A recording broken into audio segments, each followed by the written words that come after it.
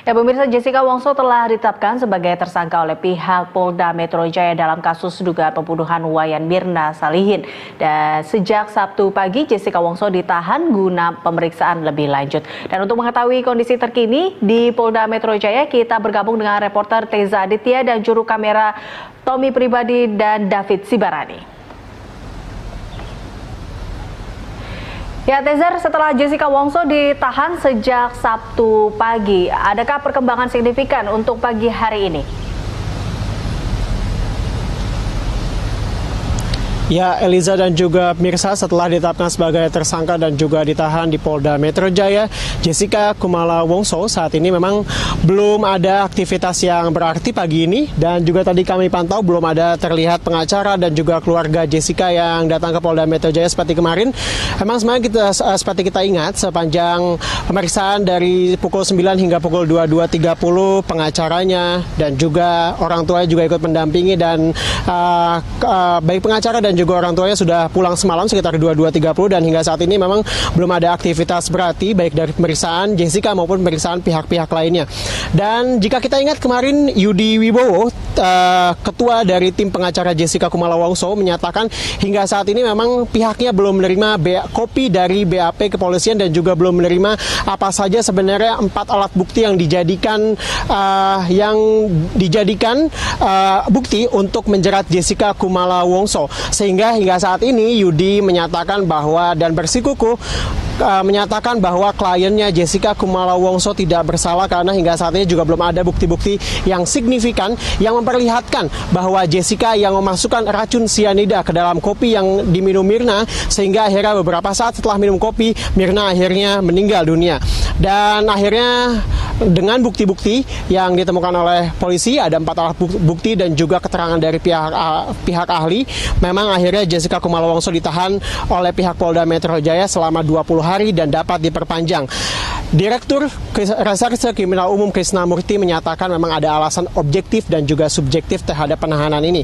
Yang pertama adalah alasan subjektifnya, jika kita merujuk undang-undang, adalah kekhawatiran tersangka melarikan diri, mengulangi perbuatannya, dan juga menghilangkan barang bukti. Dan juga alasan objektifnya adalah tercermin dari unsur-unsur gelar perkara yang sudah mencukupi. Seperti kita tahu juga bahwa memang kasus ini berkaitan dengan pasal 340 tentang pembunuhan berencana dengan ancaman maksimal hukuman mati dan juga penjara seumur hidup. Dan jika kita ingat, memang kemarin sejak Jumat lalu polisi telah melakukan gelar perkara untuk kedua kalinya dengan Kejati DKI Jakarta, dan juga akhirnya setelah gelar perkara tersebut, akhirnya pihak Polda Metro Jaya menetapkan Jessica Kumala Wongso sebagai tersangka. Setelah itu dicari, pihak Polda Metro Jaya mencari ke rumahnya, kemudian juga akhirnya berhasil menemukan Jessica beserta keluarganya di hotel di kawasan Mangga 2 sebelum akhirnya digiring dan sampai di Polda Metro Jaya sekitar pukul 9 untuk menjalani pemeriksaan, dan juga selesai pada pukul 22.30. Jadi selama 12 jam kemarin Jessica diperiksa di Polda Metro Jaya ini, dan sebelum akhirnya ditahan oleh pihak kepolisian untuk memudahkan penyelidikan dan juga mendapatkan keterangan dari Jessica. Eliza. Ya, Tezar, ini apa kira-kira untuk agenda hari ini terkait dengan kasus Mirna ini? Ya, Eliza, hingga saat ini kami belum mendapatkan informasi dan juga agenda terkait dengan pemeriksaan. Apakah kemudian hari ini Jessica akan dilanjutkan pemeriksaannya, kemudian juga apakah ada pihak-pihak lain yang juga dipanggil lagi hari ini. Seperti kita tahu memang bahwa dalam kasus ini polisi sudah memanggil banyak pihak beberapa kali, bahkan ada yang 5 hingga 6 kali dari pihak Cafe Olivier, dan juga orang tuanya sudah datang kira-kira 3 kali ke Polda Metro Jaya ini untuk melengkapi berkas pemeriksaan. Dan memang hingga saat ini kami juga belum mengetahui agenda apakah kemudian ada pemeriksaan. Namun dari informasi yang kami dapat, hari ini pihak Polda Metro Jaya akan menggelar konferensi pers kira-kira sekitar pukul 10 nanti terkait dengan kasus ini dan juga penetapan Jessica Kumala Wongso sebagai tersangka. Sedianya memang konferensi pers ini dilakukan tadi malam setelah pemeriksaan Jessica Kumala Wongso, namun akhirnya diundur hingga direncanakan direncanakan akan digelar pada hari ini sekitar pukul 10. Tentunya Eliza dan juga pemirsa, kita masih menantikan sebenarnya apa motif dibalik pembunuhan jika benar nantinya dilakukan pembunuhan terhadap Mirna dengan racun sianida ini. Eliza. Baik, terima kasih Tezar. Pemirsa, demikian laporan Tezar Aditya dengan juru kamera Tommy Pribadi dan David Sibaradi dari Polda Metro Jaya, Jakarta Selatan. Sementara itu, anggota Komisi 3 DPR Masinton Pasaribu membantah telah memukuli staf ahlinya Dita Aditya. Meski demikian, Masinton mengakui adanya insiden yang menyebabkan Dita mengalami luka memar di bagian wajahnya. Masinton menceritakan insiden itu terjadi pada 21 Januari 2016 sekitar pukul 23 waktu Indonesia Barat. Saat itu ia bersama supir dan seorang staf ahlinya pulang dari sebuah acara. Staf ahlinya tiba-tiba menerima telepon dari Dita yang meminta dijemput di sebuah kafe di kawasan Cikini karena dalam keadaan mabuk berat. Saat tiba di lokasi, supir Masinton diminta untuk membawa mobil Dita, sementara mobil Masinton dikemudikan oleh staf ahlinya. Saat itu Dita duduk di kursi depan dan Masinton duduk di kursi bagian belakang. Menurut Masinton, Dita yang ketika itu dalam keadaan mabuk tiba-tiba menarik setir sehingga mobil oleng ke kiri.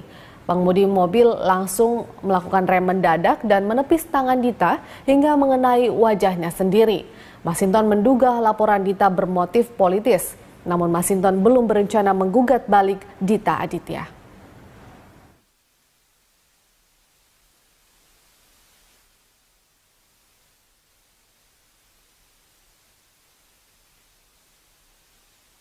Anggota Komisi 3 dari Partai PDI Perjuangan, Masinton Pasaribu, dilaporkan ke Bareskrim Mabes Polri terkait kasus penganiayaan. Laporan itu disampaikan staf ahli Dita Aditya yang mengaku dianiayanya, yaitu dianiaya Masinton pada 21 Januari lalu.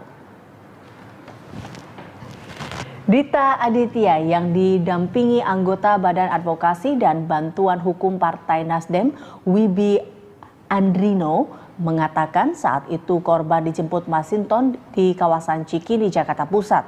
Dita sempat diajak berputar-putar oleh Masinton hingga akhirnya terjadi keributan di dalam mobil yang berujung pemukulan di daerah Cawang, Jakarta Timur. Akibatnya Dita mengalami luka lebam di mata sebelah kanannya. Selain sebagai staf ahli Masinton, Dita Aditya diketahui juga menjabat sebagai kader DPW Partai Nasdem DKI Jakarta.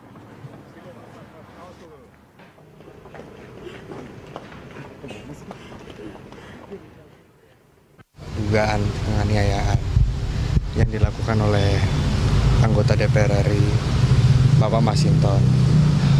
Pada awalnya sebenarnya Dita ini kan pengurus Partai DKI. Beliaunya ini memang bekerja sebagai tenaga ahlinya Bapak Masinton. Nah, waktu tadi ada rapat DKI, kita lihat ini kenapa ini matanya lebam. Saya tanya kenapa, nggak mau cerita, lama-kelamaan akhirnya dia mau cerita juga. Di situ langsung saya telepon Pak Masinton, ada apa ini dengan Dita? Pak Masinton ya, beliau bilang nggak ada itu, bukan saya nggak pernah ini. Dita ini kan juga staf saya, nggak mungkin saya melakukan itu. Saya tanya benar seperti ini, beliau jawab masih ya benar. Oke, ya sudah, saya tanya lagi Dita, ya betul. Dita bilang ini saya di pool.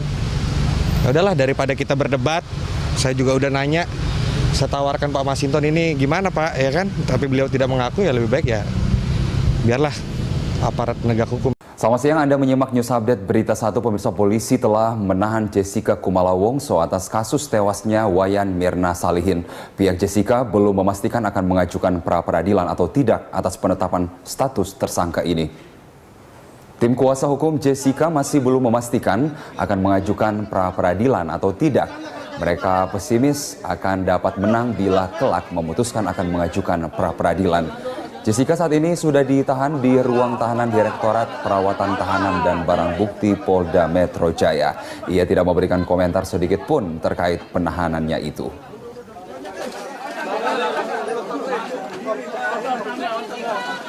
Anda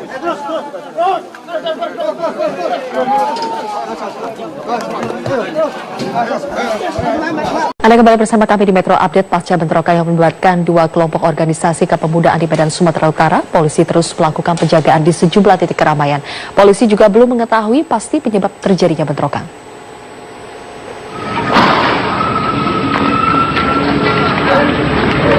Bentrok antara kedua kelompok organisasi kepemudaan ini terjadi di 3 lokasi kawasan bisnis Kota Medan, Sumatera Utara. Lokasi bentrok pertama terjadi di Jalan MH Tamrin, Kota Medan. Meski sempat mereda, namun bentrok kembali terjadi seperti di Jalan Pandu dan Jalan Salak, Kota Medan. Kedua kelompok saling serang dengan menggunakan batu, kayu, besi, bahkan senjata tajam. Akibat bentrok ini, 2 orang diduga tewas dan beberapa orang mengalami luka serius. Tak hanya korban jiwa, sejumlah kendaraan roda 4 dan roda 2 turut dibakar dan dihancurkan oleh massa yang bertikai. Pemicu bentrokan diduga karena adanya ketidaksenangan dari salah satu kelompok ormas saat tengah konvoi. Bentrok pun berlanjut hingga malam hari.